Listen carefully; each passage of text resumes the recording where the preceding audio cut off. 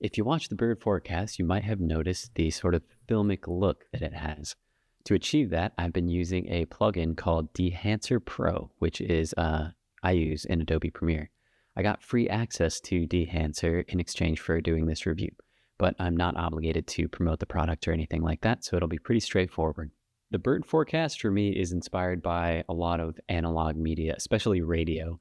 And even though radio isn't a visual medium, I wanted to kind of bring back some mid-century flavor to the bird forecast. And so for me, that meant making it appear to be shot on film.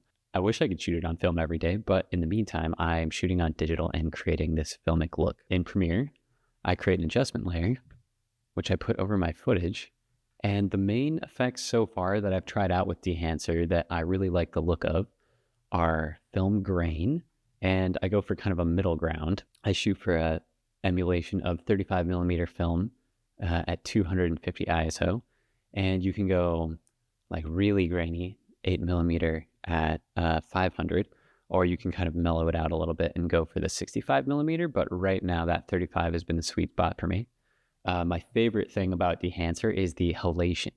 If you want to understand what halation is, or like the physics of why it actually happens on real film, Dehancer has some good videos about it on YouTube that you should look up or somewhere. And it really brings out like sort of this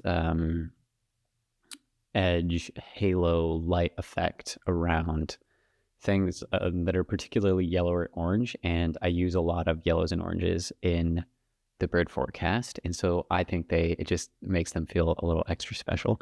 And I use a pretty mellow halation. I'm emulating the 65 millimeter film. Otherwise, I mess around with the color a little bit. I shoot with natural light. There's a skylight above me actually, so every day my lighting is a little bit different, and so I like to play around with the color head here too.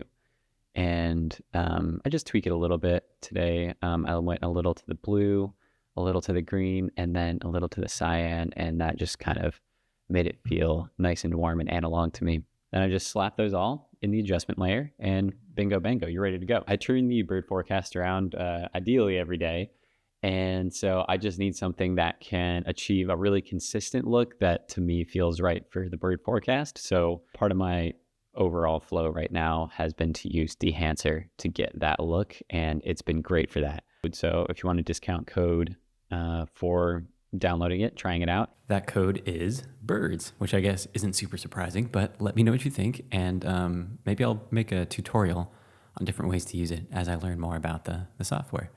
Happy birding.